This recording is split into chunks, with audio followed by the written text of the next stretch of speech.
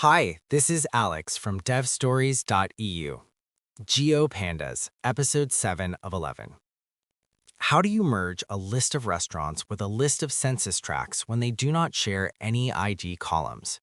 You let their coordinate locations do the matching. Today we are talking about merging worlds, spatial and nearest joins. A spatial join is the geographic equivalent of an SQL join. Instead of linking tables on a shared string or integer ID, you join them based on their physical relationship in space. You use the sjoin function for this.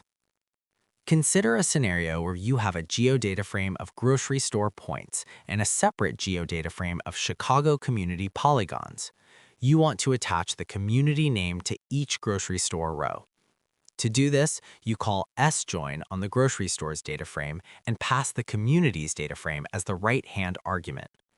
The function relies on two main arguments. The first is how.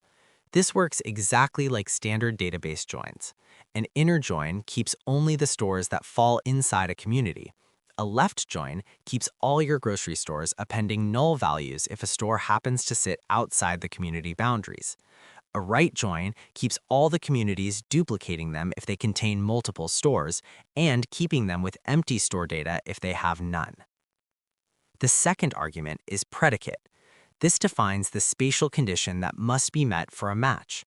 The default is intersects, meaning the geometries touch or overlap in any way. You can also use within, ensuring a point is strictly inside a polygon, or contains if you're checking whether a polygon fully encloses a point. Here is the key insight. When performing a spatial join, you are combining two tables with geometry columns, but the resulting GeoDataFrame can only have one active geometry. By default, sjoin retains the geometry of the left data frame and drops the geometry of the right data frame, while keeping all of its standard attribute columns. If you join grocery store points on the left to community polygons on the right, your output will be a table of points that now includes community names. If you actually need the resulting table to contain the polygon shapes, you must reverse your join order.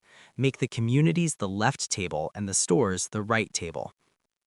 Sometimes your datasets do not overlap at all. If you want to find the closest subway station to each grocery store, intersections will not help. For this, you use the sjoin nearest function.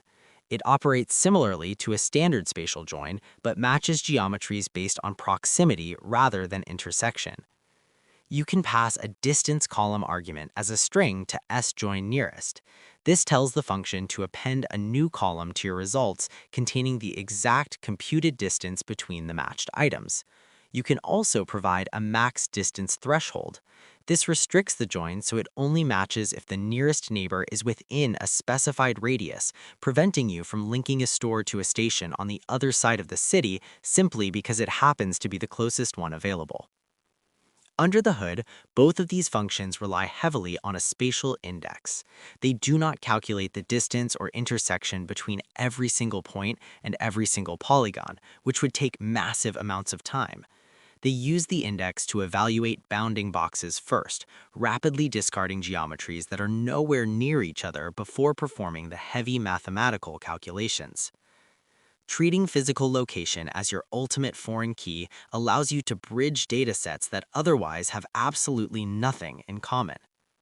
That's all for this one. Thanks for listening and keep building.